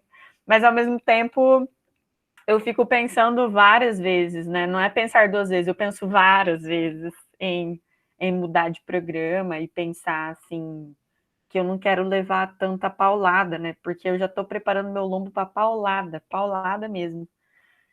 E isso aconteceu desde esse negócio de me preparar para paulada aconteceu desde a primeira reunião que eu tive com a minha orientadora, dela falar assim, tudo que a gente vai fazer é o que eles não querem, então você já se prepara. Você já vai enfrentar várias coisas, né? Te entendo. Então, é uma coisa muito louca, né? Temos muito que conversar sobre. Por favor, me ajudem. Meninas que estão passando pelas mesmas coisas, me ADD aí. Me adiciona. A próxima live é terapia de grupo. Ai, eu vou adorar.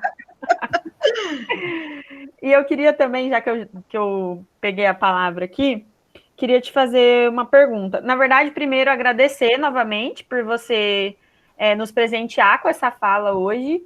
Eu ontem mesmo comentei que eu tenho um déficit muito grande em ler as autoras brasileiras, né? Como eu sempre fui da área de inglês, e a minha pesquisa, tanto do mestrado como agora no doutorado, foi de produção em língua inglesa, por falta de tempo e de vergonha na cara mesmo, acho que eu deixei um pouco de lado as autoras brasileiras, assim, né? Quem é importante para nós na literatura brasileira. E eu estou tentando correr atrás do prejuízo nesse sentido, né? E eu estou apaixonada por essa autora. E eu fiquei muito feliz, assim, com tudo que você trouxe. Eu fiz um monte de anotações, um monte de coisa aqui. Já achei umas obras, até coloquei o link ali desse conto que você leu, né, da Ânsia Eterna.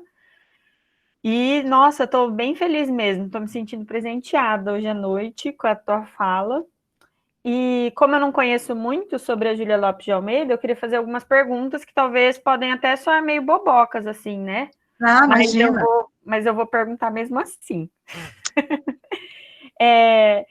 Pela tua fala, assim, e um pouco que eu também tentei fazer uma tarefinha de casa de ler algumas coisas para hoje, para a conversa de hoje, a gente pode reconhecer a obra da Júlia como literatura engajada, né? Que é pelo. Não sei, é uma pergunta. Essa é uma pergunta. A gente pode reconhecer? Em Veja, alguma medida, não toda a obra, né? Mas em alguma medida.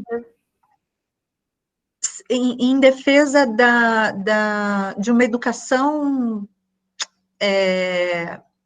Emancipadora, talvez? emancipadora de mulheres, sim. Porque o que daí acontece? Quase sempre ela vai colocar aí a solução para todos os problemas. Que o não educar, e isso não era só ela, né? Tinha as pensadoras, inclusive, que depois a gente vai ver como importantes para o próprio feminismo no Brasil, né? Educar as mulheres, tanto para elas próprias, a Cris até falou isso agora há pouco, como para criar esses cidadãos de que o Brasil precisa, nesse novo momento histórico, nessa república, entre aspas, né? Então, assim, engajado nesse sentido, nesse aspecto totalmente, de que a educação é o que faria a diferença na vida delas. E aí, não só das burguesas, né, se beneficiando daquilo que elas tiveram de graça, quanto daí criando uma personagem como a Marta, por exemplo, que vai, por meio da educação, em vários momentos Memórias de Marta, né, como o título diz, memórias, a própria Marta escrevendo as suas próprias memórias, em várias passagens, várias. Hoje eu estava folheando para ver alguma parte que seria interessante de compartilhar com vocês, né, e tem muita anotação, assim, mas a maior parte das vezes eu marquei de verde ela se diminuindo, ela se colocando num tom diminuído, porque era o que ela ouvia da sociedade. Ela se colocando tanto fisicamente como uma pessoa sem graça, fria, sem, né? Então, logo, nenhum homem se interessaria por mim, então eu seria solteirona para o resto da vida, então eu não teria futuro, como intelectualmente. Tem momentos na escola, que daí ela está em formação, ela diz, ninguém espera nada de mim, então tudo que eu fizer é lucro. Não esperam nada de mim. Então, assim, quando essa personagem começa a perceber que ela pode, por meio da educação, mudar a condição dela, mas é o caso dela e de outras escritoras, né, que a gente vai ver, em momento nenhum assumiu nenhuma causa, né, eram outros tempos, assim, mas eu acho que sim. Certo. E eu li alguma coisa numa revista que publicou algo sobre a Júlia em 2018, falando, problematizando, na verdade, toda a história dela com a Academia Brasileira de Letras, né? E aí, meio que para chamar a atenção, assim, era a autora best-seller do século XIX, que foi recusada na Academia Brasileira de Letras, alguma coisa assim. E aí você também falou em algum momento que ela era bastante aclamada, né? Ela foi reconhecida em vida ainda e tal. Então, pode dizer que ela foi uma autora best-seller? A gente pode dizer isso? Teve livro que diz que teve muita edição. Uhum. Ela era amiga, se eu não me engano, é Francisco Alves, que era o dono de uma editora importantíssima da época, né? Uhum. Então, diz que tinha livros que esgotava e era, assim, ininterrupto.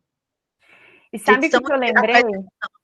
Já que a gente pode pensar nisso, então, ontem até a gente estava numa conversa sobre isso, né? Como que, historicamente, a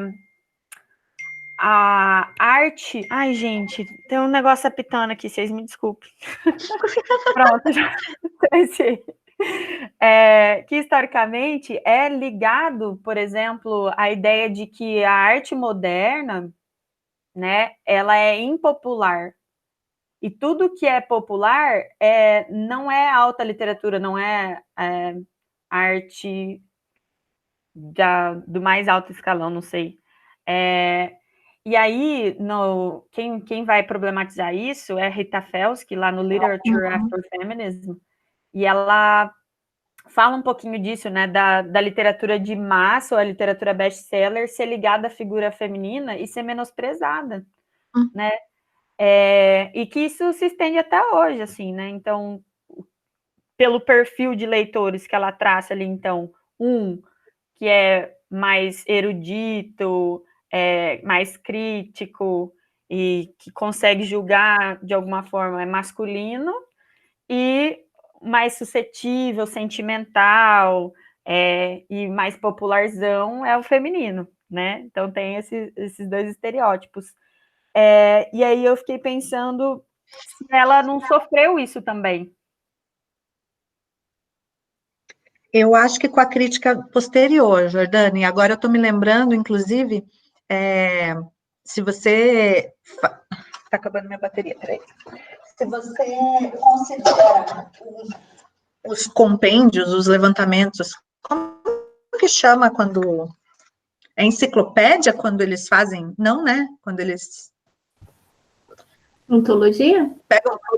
Antologia. Fugiu a palavra. Muito tempo sem dar aula da nisso. As antologias, se você considera elas, a Júlia nunca aparece pós-morte, certo? Uma das críticas mais importantes do século XX, que a Lúcia Miguel Pereira não coloca a Júlia. Até aí tudo bem, né? Nenhum colocou, e ela é... A Lúcia, eu tenho uma relação de amor e ódio com a Lúcia Miguel Pereira, assim. Mas, assim, na onda, né?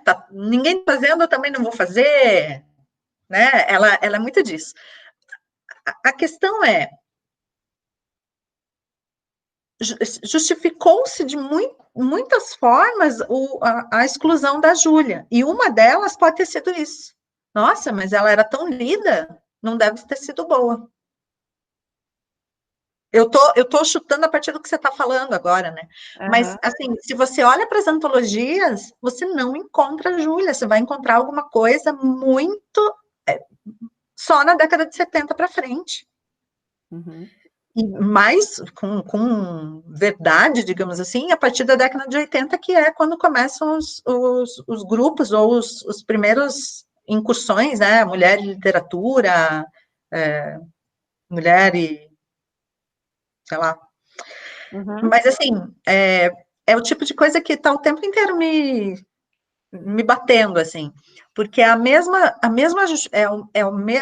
lógica de pensamento que faz, por exemplo, você se deparar com a opinião de um Graciliano Ramos sobre o 15, da Raquel. Então, se é muito bom, não é de mulher. Não pode ser de mulher. É uma coisa colada à outra, né, dicotomicamente. Então, obrigatoriamente se falou muito sobre a Raquel por conta de uma crítica de um homem num momento, e porque a obra é boa também, porque a obra é boa também, porque ela tinha parcerias, porque é toda uma rede de apoio, daí eu estou me lembrando da própria Virginia Woolf, ou de outras que vão dizer que sem rede, sem teto, sem estrutura, você não sai do lugar, né? Você não se movimenta. E a Júlia, mesmo com tudo isso, e assim, o que chama atenção não era só ela que escrevia na família, a neta dela é uma conhecida escritora de literatura infanto-juvenil, que é acho que é Fernanda, que escreveu a da... é uma obra muito conhecida que vocês devem ter lido. Bom, a Jordana é novinha, né, Cris? Mas eu acho que a gente deve ter lido na escola. Eu até li hoje. A Fada que Tinha Ideias. Isso. Gente, A Fada que Tinha Ideias era livro que a gente lia quando era criança na escola. E um belo dia eu vi o nome, não associei, daí por algum motivo apareceu que era a neta dela. A mulher escreve, publica até hoje. Então, assim, o que aconteceu que o nome dela... Então, a família, o nome permaneceu, né? Mas se apagou, simplesmente se apagou. Então, se ela, que tinha toda essa visibilidade, foi simplesmente apagada, imagine outras. A Fernanda Lopes de Almeida. Isso. Então, eu fico pensando também no que você falou, né? A Cris também reforçou sobre ter mais abertura, né? Para que essas mulheres apareçam dentro das universidades, né? Porque esse cânone majoritariamente masculino e que é repetidamente investigado e pesquisado, né, academicamente falando, ele só vai ser questionado se a gente começar a abrir espaços dentro da universidade, né, para falar sobre teoria pós-colonial, sobre teoria feminista, enfim. E o que eu fico pensando nessa linha, né, que a gente traçou agora sobre o que é mais popular ser ruim e ser ligado ao feminino, digamos assim, essa quebra talvez, porque quando a gente fala dessa rede de apoio para ser publicada, né, para aparecer na literatura, por exemplo, eu acho que as mulheres, em algum momento, elas começam a ocupar, então, até hoje, ocupam esse espaço no mercado editorial também, para serem ouvidas, para serem publicadas, né, para escreverem a sua história. E muitas vezes, o que acontece? Por seguir essa linha, né, de achar que o que é popular, o que é muito consumido, sem considerar a mudança do leitor que a gente tem hoje, né? Então, aquele imaginário de leitor moderno, que é um leitor masculino, heterossexual, que está ligado à erudição e a coisas muito difíceis, tudo que é muito difícil de acessar é o que é bom, para essa transição do que é hoje, né? Que você mesmo falou, que não é mais aquilo da arte pela arte, né? De você acessar a transdisciplinaridade para ler, né? A obra literária. E aí eu fico pensando quando que a academia, né, a universidade vai se abrir para começar a investigar essas mulheres que estão ocupando esse mercado editorial, né? Principalmente as latino-americanas, eu fico pensando também. Isso que a gente só está falando de mulher, só está pensando nesse recorte de gênero, mas daí eu estou lembrando de uma fala da Conceição Evaristo, que a Cris citou agora há pouco, que ela vai dizer, eu levei 70 anos para ser lida, eu levei 70 anos para... Tem alguma coisa errada nisso. E ela já estava numa posição de autoridade, ela já tinha conquistado seu espaço como acadêmica, né? E aí, quando acontece de ter uma comoção nacional para que ela seja uma representante legítima numa associação que deveria ser, né, legítima, não acontece. Mas, e as outras vozes, né? recentemente, há alguns anos, eu tenho procurado trazer também falas de escritoras indígenas, que têm, graças às novas tecnologias, a gente tem acesso hoje, elas conseguem sair, né, dos seus espaços e chegar até nós, porque já que nós não fomos até elas, então, ironicamente, né, já que a universidade não vai, e quando vai é com um olhar, né, antropológico superior, branco, distante e tal, então elas vêm até nós e chegam coisas incríveis, e não só escritos da periferia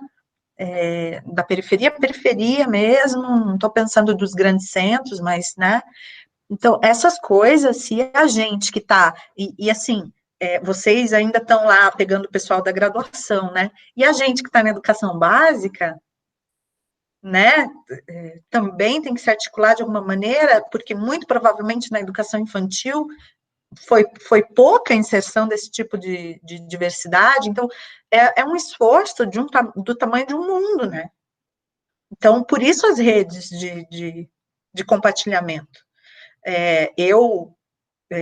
Quando a Cris me convidou, eu perguntei, ela falou, são estudantes de graduação. É isso, eu acho que a gente tem que falar para esse povo que daqui a pouco está na linha de frente, tem que compartilhar, tem que instigar, tem que provocar, porque é isso que vai, aos pouquinhos, mudando, né, o status quo, que é aquilo que você falou. Eu entendo a tua aflição como indivíduo ali, sozinha, né, naquele mar de deuses e semideuses, né, pseudo-deuses da universidade, mas, ao mesmo tempo, e o coletivo, e todas essas mulheres que vão com você, e todas essas vozes que... É isso. Gente, eu tô emocionada com essa fala, tá? Ai, já tô chorando. É a lua. Mas é porque... Eu te entendo mais do que você pode imaginar, porque eu me vi nessa situação. E eu não tive coragem, justamente porque naquele momento eu não me vi fortalecida e talvez eu não tenha tido a sorte de ter alguém para me falar alguma coisa, sabe? Mas eu fui para a UEM e foi incrível a minha escolha. Eu não tenho o que reclamar, mas eu não escolhi ficar aqui e tentar fazer isso que você está fazendo ali, sabe? É um pesar que eu carrego, com certeza, mas, ao mesmo tempo, isso, assim, eu estar hoje no momento de dizer, assim, para a Fernanda, para a Melissa, para a Maria de Fátima, quem mais está ali? Um monte de gente que eu não conheço, mas, assim, eu adoro aquele... Não conheço, mas já considero pacas. Ana Cristina, Ana Paula, Ariane, Cleire, Daniela, tem uma desconhecida aqui. Flávia, Gabriela, Jean Renato, Luísa Borba, Marina, Michele, Natália, Vitor Hugo, e a Marina eu citei, né, e a Jéssica, que estão mais perto de mim, assim, gente, é isso, é o espaço que você estiver. Eu vou com um monte, eu não ando só, né, é aquele lema feminista, eu não ando só, por mim, minha mãe, minha avó, a minha bisavó que não puderam estar ali, e as filhas das filhas das filhas, porque hoje o que a gente vê é exclusão deliberada, né? Eu estava escutando que estão para cortar farmácia popular, abono salarial, então, assim, a gente só vai ver exclusão, a gente só vai ver diminuição de direitos, a gente só vai ver isso, então, temos que fazer alguma coisa, e isso também é resistência.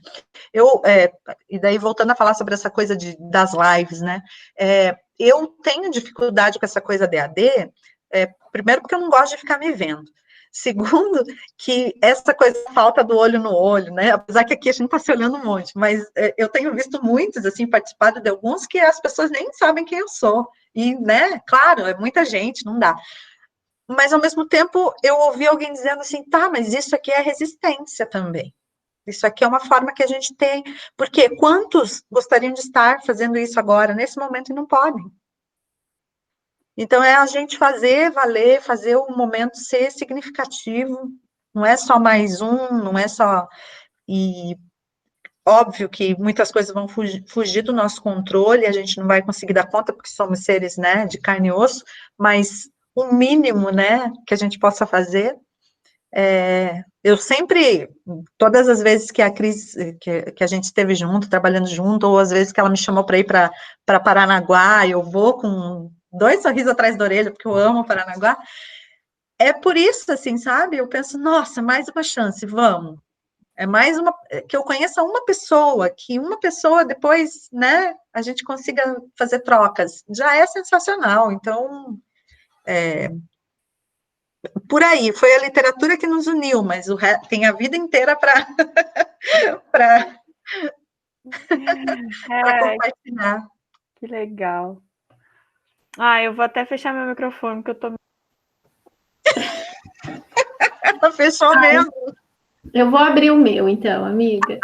Ela fechou mesmo. Eu achei que ia ser força de expressão. Não, é sempre um encanto essas conversas, porque, assim, é uma motivação, né, para a gente compartilhar mais, estudar mais, se reunir mais. E isso que você falou, achei muito interessante, porque eu também tenho minhas dúvidas contra esse EAD ou essas lives, porque me parece muito excludente. Só que você falando aí, quer dizer, tem uma parte positiva, que é esse compartilhamento todo, né? E foi a partir desse distanciamento que a gente criou esse projeto do Elas por Elas. Então, tem uma flor de lótus nascendo do pântano, enfim. Vou aproveitar que a Joyce saiu um pouquinho, e se alguém quiser deixar uma pergunta para ela, um comentário, senão acho que a gente já pode ir encerrando aqui. Acho que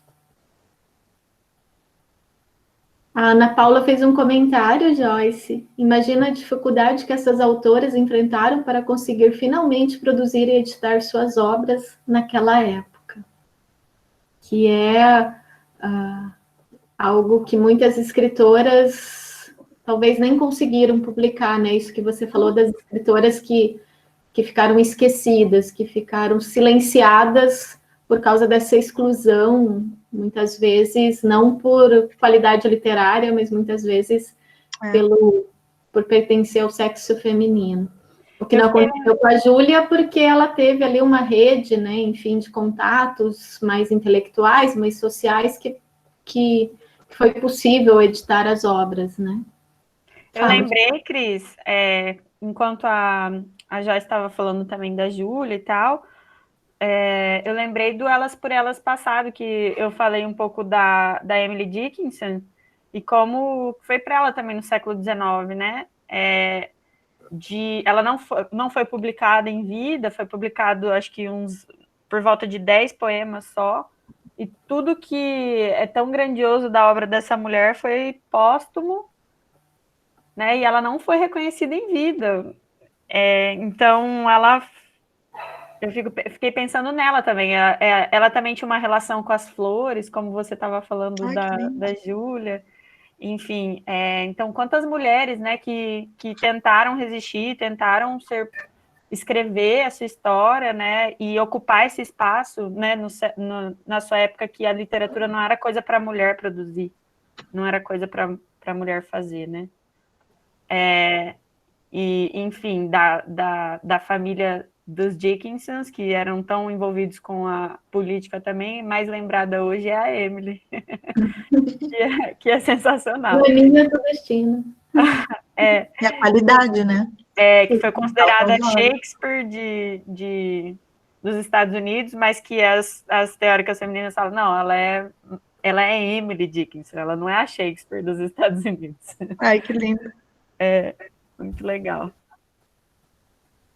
Bem, alguém tem mais algum comentário, alguma pergunta? Senão a gente vai já finalizando.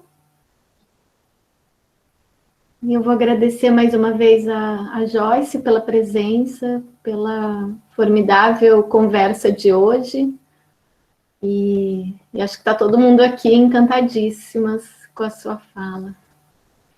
Agora, no Vocês final, são...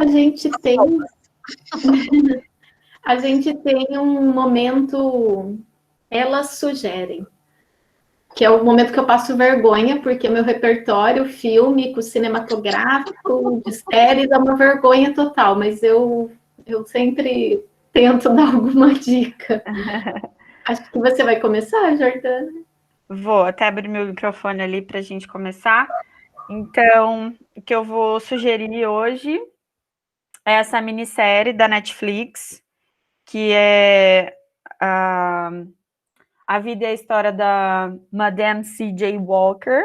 É uma minissérie de 2020, não sei se vocês conhecem, mas conta a história dessa mulher negra, né, que é filha de pais recém-libertos da escravidão, e é a primeira mulher a ficar milionária nos Estados Unidos do zero. Então, conta a história dela.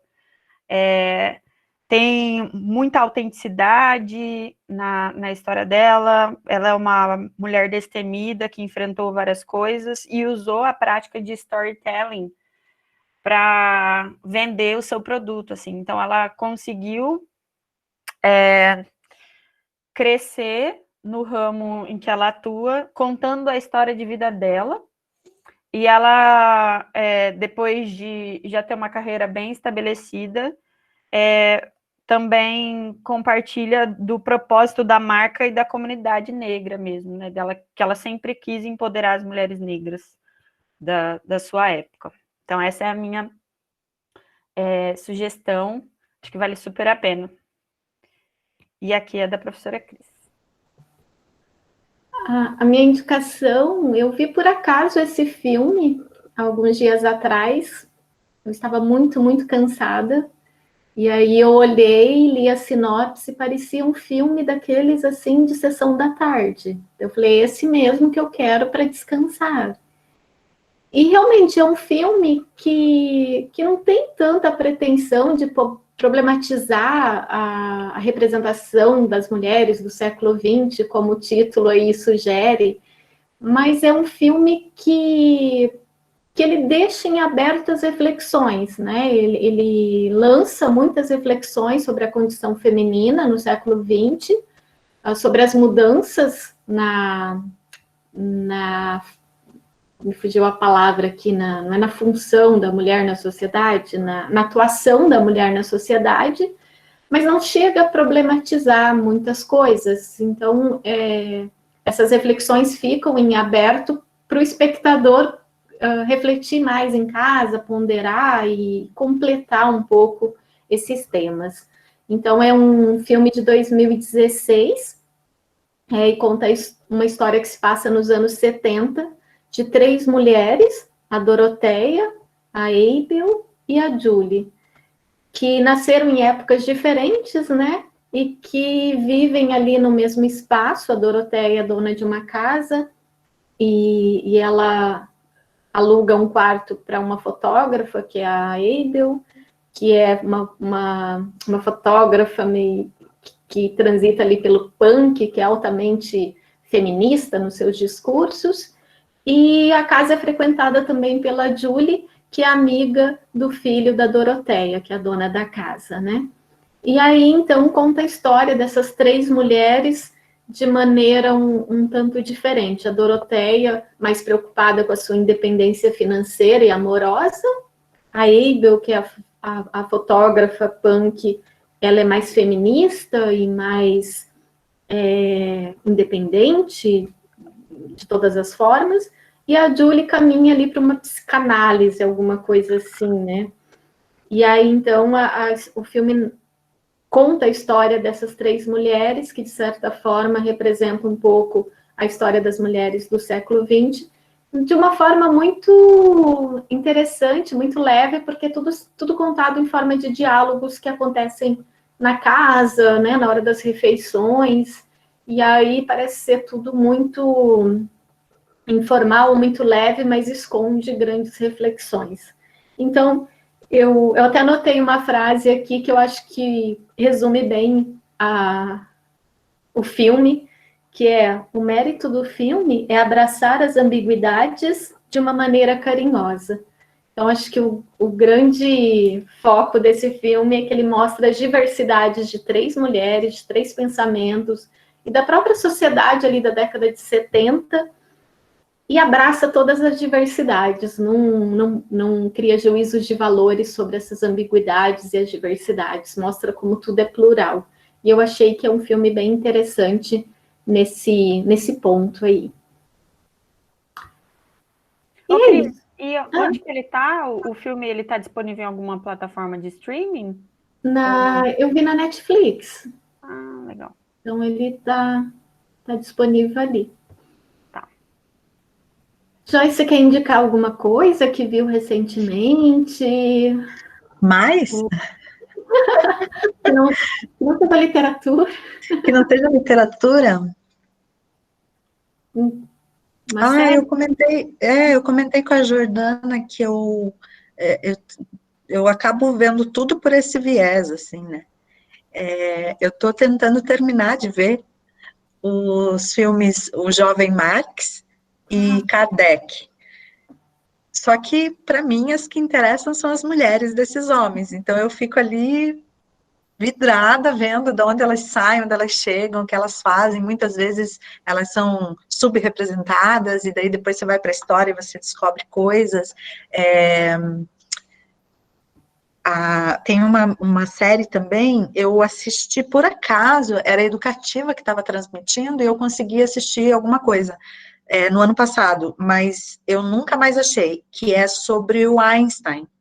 E aí, para a gente ver também como a mulher dele tem um papel fundamental em tudo, e na série tem vários momentos que ela aparece bastante, a representação dela é bem colocada bem à mostra. Então, assim, a minha recomendação é sempre assistam tudo com os olhos de gênero,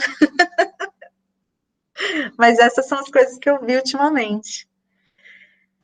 Ai, tá ótimo. Adoramos a conversa, o bate-papo. Eu também. Linda, encantadora. E eu espero que o ano que vem, né, quando a gente tenha os encontros presenciais, a gente possa fazer alguma coisa ali na Unespar, trazer você para Paranaguá. Opa! Não precisa falar 2 vezes que eu vou. Com certeza a gente vai te convidar, né, Jordana? Para fazer o nosso luau aqui na praia, que tem que sair. Também. Show, coronavírus. Deu, né? Deu, chega. É isso. Gente, obrigada, viu? Obrigada mesmo. Foi muito legal, gente. Todo mundo, sucesso, se cuidem, né? Cuidem das suas famílias, cuidem-se. Precisando de alguma coisa, tô aqui. A gente também. Se precisar, né? Estamos sempre pertos. Boa noite, gente. Beijão. Um beijo. Tchau.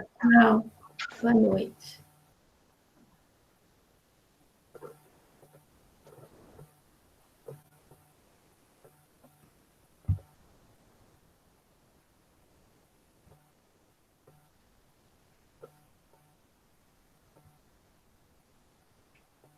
Cris, e eu que falei, amiga?